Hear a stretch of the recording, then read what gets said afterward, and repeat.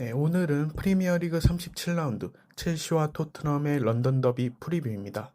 시즌 종료까지 단 2경기. 하지만 지금 토트넘의 상황은 웨스트햄의 뉴캐슬전 패배로 한숨 돌린 상황인데요. 데제르비 감독 부임 이후 소비 조직력은 확실히 안정됐지만 반대로 가장 큰 문제는 득점력입니다.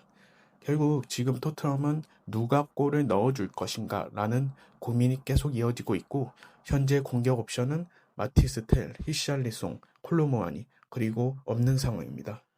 과연 이 공격진이 스탠포드 브릿지 원정에서 결정력을 보여줄 수 있을까요? 지금 바로 이야기해 보겠습니다. 현재 토트넘의 리그 순위는 17위, 강등권 바로 위에 위치해 있습니다. 이번 시즌 토트넘은 감독 교체, 부상 문제, 경기력 기복까지 겹치면서 시즌 내내 어려움을 겪고 있는데요.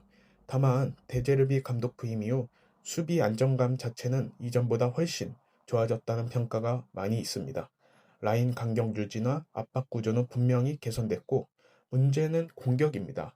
실점을 줄이는 데는 어느 정도 성공했지만 정작 득점력이 크게 떨어지면서 승리를 가져오는 경기가 많지 않았습니다. 반면 첼시는 시즌 후반 들어 조직력이 꽤 안정된 모습입니다. 물론 현재 첼시의 성적이 좋진 않지만 임시감독 부임 이후 경기력이 나름 조금이나마 개선이 된 모양새고, 유럽 대항전 진출권 경쟁이 조금이나마 남아있는 상황이기 때문에 런던 더비라는 특수성과 홈경기의 분위기 때문에 절대 집중력을 놓을 수 없는 경기입니다. 네, 다음 토트넘 분석 간단히 시작해 보겠습니다. 네, 현재 토트넘의 가장 큰 고민은 확실합니다. 골을 넣어줄 선수가 부족하다. 마티스 텔은 드리블과 스피드는 나름 나쁘지 않은 모습을 보여주고 있지만 마무리 기복이 매우 심한 상태고, 개인 플레이에 의존하는 그런 모습을 보이고 있습니다.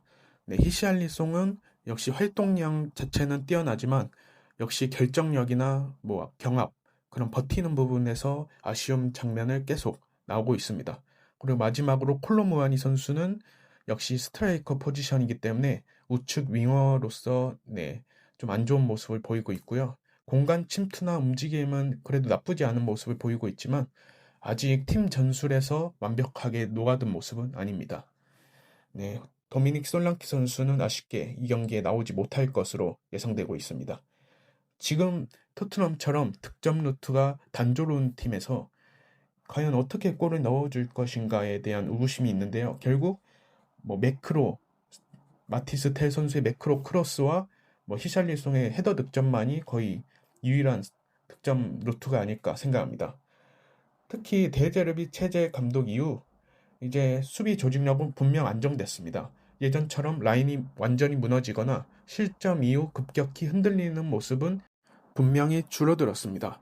하지만 결국 축구는 골을 넣어야 되는 스포츠이기 때문에 현재 토트넘은 경기를 아무리 잘 버텨도 마무리 한 방이 부족해서 승점을 놓치는 경우가 많기 때문에 이 점을 유의하고 집중력 있게 다가가야 될 것 같습니다.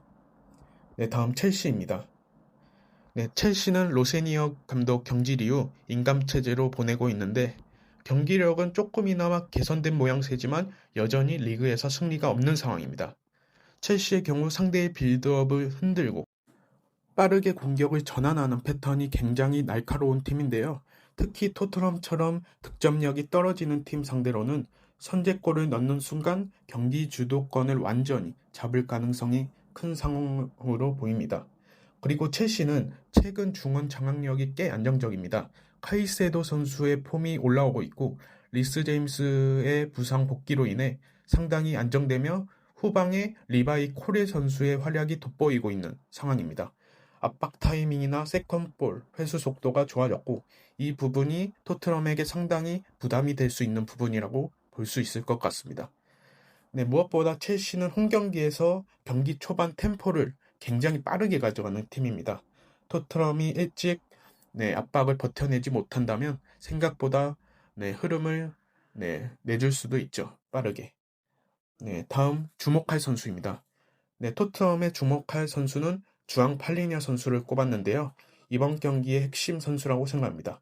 네, 팔리냐는 토트넘 중원의 밸런스를 책임지는 선수 중 하나인데요.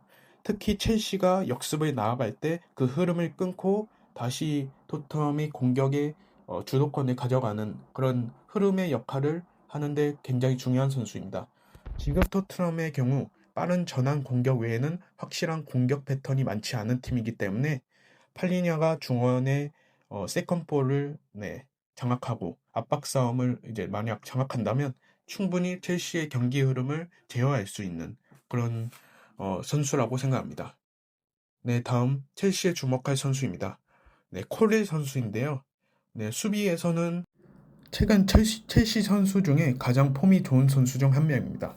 특히 공간 커버 능력과 라인 조율 능력이 상당히 좋은 선수로 알려져 있는데요. 이번 경기에서는 토트넘의 압박력이 상당히 강할 것으로 예상되기 때문에 단순 수비뿐만 아니라 라인 컨트롤까지 굉장히 중요한 경기라고 볼 수 있습니다. 네, 이번 경기 핵심 포인트에 대해 말씀드리겠습니다. 이번 경기의 핵심 포인트는 세 가지입니다. 첫 번째, 토트넘의 결정력. 데제르비 체제 이후 수비는 분명 좋아졌습니다. 하지만 결국 문제는 득점인데요.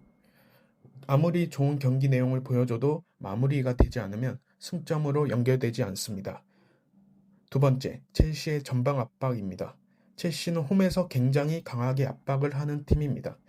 토트넘이 압박을 제대로 벗겨내지 못한다면 공격 자체를 제대로 전개하지 못할 가능성이 크다고 생각합니다. 마지막으로 세 번째, 첼시의 사비 알론소 감독의 부임입니다. 토트넘 입장에서는 악재라고 볼 수 있는 게 알론소 감독의 선임인데요. 물론 7월 1일부터 시작되지만 선수들의 동기부여 측면에서 한층 올라올 것이기 때문에 이 점 역시 변수라고 생각합니다.